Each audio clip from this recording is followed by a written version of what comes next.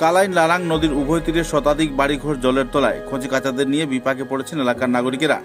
এদিকে বিধায়ক সরজমিনে পরিদর্শন না করায় জনগণের মধ্যে ক্ষোভ পরিলক্ষিত হচ্ছে। উল্লেখযোগ্য যে জনপ্রতিনিধি কোনো পক্ষই খোঁজ করেনি এলাকার নাগরিকদের। ডুবন্ত মানুষ সংবাদ মাধ্যমকে জানান, সোমবার রাত থেকে মঙ্গলবার পুরো দিন কাটিগড়ার বিধায়কের সঙ্গে একাধিকবার যোগাযোগ করার পর মঙ্গলবার শেষ বেলায় কালাইন বাজারে উপস্থিত হয়ে দায়সারা কথাবার্তা বলে তিনি সেখান থেকে চলে যান।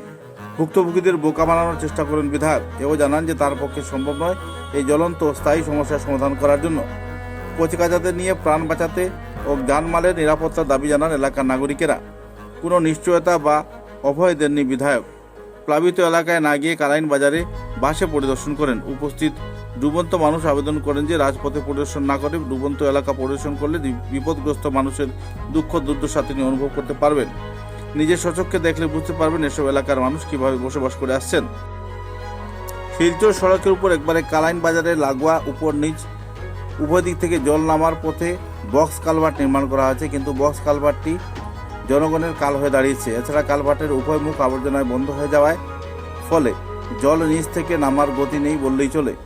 দিনের প্রবল বর্ষণে কালাইন বাজারে কোনো সময় জলমগ্ন হয়ে যায়। সে সময় এলাকা প্রতি বছরের মতো বর্ষার সময় বাড়িঘর জলের তলায় তলিয়ে যায়। এগুলি হচ্ছে ধুমকর, শালিগ্রাম, ব্রাহ্মণগ্রাম, সুন্দাউরা ইত্যাদি এলাকায় অধিকাংশ ঘরের ভেতর কোমর জল পর্যন্ত বেড়ে গেছে।